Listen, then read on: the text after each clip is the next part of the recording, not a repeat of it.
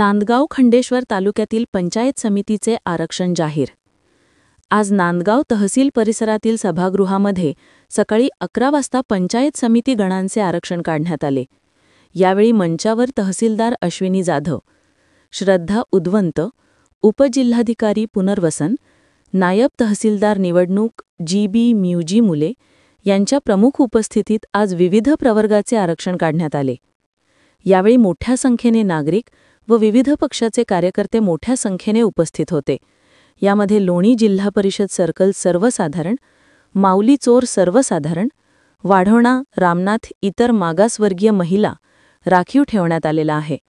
लोणी पंचायत समिती सर्कल अनुसूचित जाती, वाढोणा रामनाथ पंचायत समिती सर्कल अनुसूचित महिला, ओबीसी सर्वसाधारण, फुबगाव पंचायत समिती सर्कल ओबीसी महिला, सालोड सर्वसाधारण महिला, धानोरा गुरव सर्वसाधारण आणि मंगरुळ चव्हाळा सर्वसाधारण असे पंचायत समिती गणांचे आरक्षणाचे निश्चित करण्यात आले।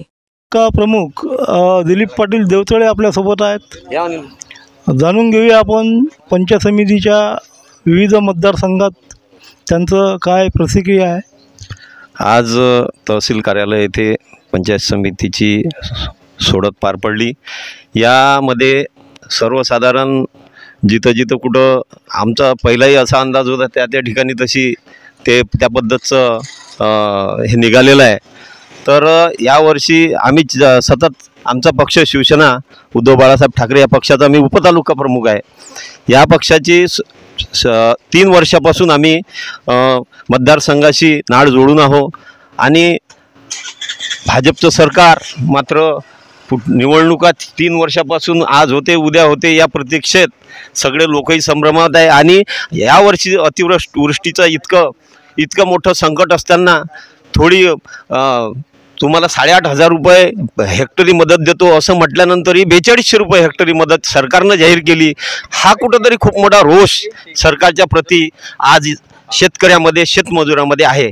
आणि म्हणूनच याचा फायदा म्हणून खरोखर ग्रामीण भागातील पंचायत समिती जिल्हा परिषद निवडणूक ही ग्रामीण भागातील निवडणूक आहे आणि शेतकरी शेतमजूर याचा नक्कीच बदला घेतल्याशिवाय या सरकारच्या विरोधात राहणार नाही। आणि आमच्या शिवसेना उद्धव बाळासाहेब ठाकरे पक्षाच्या आम्ही 4ही जिल्हा परिषद आणि 8ही पंचायत समितीची पूर्ण तयारी आमची झालेली आहे। धनंजय भडके आपल्या सोबत आहेत। पंचायत समिती 8 पंचायत समितीचे आरक्षण चांगल्या पद्धतीनं तहसीलदार मॅडम आणि वरिष्ठ अधिकारी यांच्या माध्यमातून चांगल्या पद्धतीनं झाली आणि भाजप पक्षाचा सक्षम महिला जास्ती आरक्षण जागा निघाल्याबद्दल आणि मुख्यमंत्र्यांच्या महिला सक्षमीसाठी आणि त्यांच्या सर्वसाठी मुख्यमंत्र्यांनी अजेंडा आहे महिला सक्षमीकरणासाठी आणि भाजपचाच महिला सभापती होईल आणि त्यांच्या अतिदृष्टीच्या पूर्ण याच्यात चांगल्या पद्धतीनं नुकसान भरपाई देण्याचे मुख्यमंत्र्यांनी जाहीर केलं आणि याच्यावर आम्हाला सर्व गोरगरीब जनता शेतकरी सर्व प्रतिसाद देईल आणि आमचा भाजप नांदगाव खंडेश्वर पंचायत समिती भाजपचा झेंडा सभापती महिला होईल असे मी जाहीर करतो। धन्यवाद।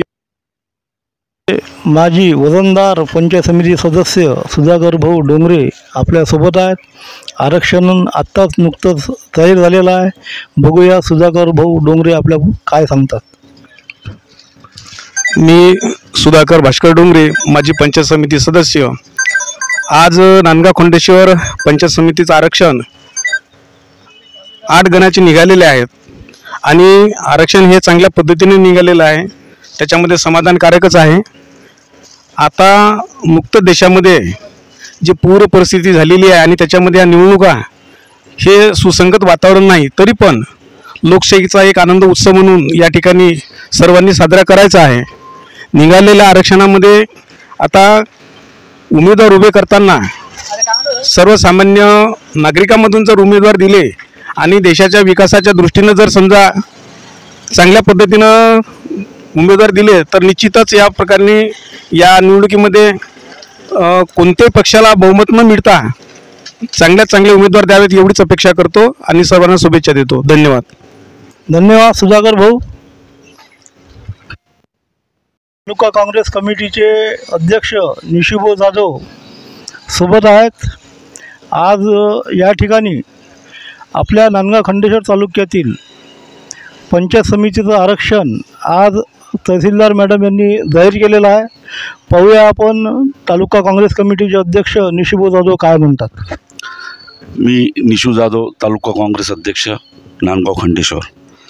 आज 4 जिल्हा परिषद गटामध्ये 8 पंचायत समिती गणाचं आरक्षण सोडत आज ठरली होती. त्याप्रमाणे कार्यक्रम राबवण्यात आला.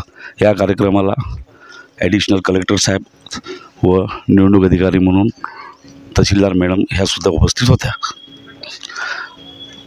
आज सोडत समाधानकारक झाली, परंतु कार्यक्रम इतका लेट लागला त्या कारणाने म्हणजे निवडणुकाचा ईश्वरचिठ्ठीचा जो होता म्हणजे सोडतचा कार्यक्रम जो लेट झाला त्या कारणाने जे इच्छुक नेते कार्यकर्ते होते त्यांना वेळ मिळाला नाही की रोस्टर कोणचं निघेल नेमकं व त्याप्रमाणे कोण तयारी करायची.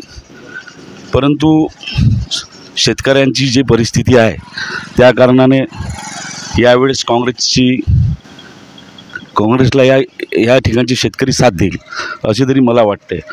व पक्षाने आमच्या आदेश दिले आहे की तुम्ही युती कोणाशी करायची हे पूर्ण जिल्हा लेवलवर ठरवण्यात येणार आहे की तुमच्या लेवलवर स्थानिक लेवलवर तुम्हाला कसं करायचं, कोणाशी युती करायची त्या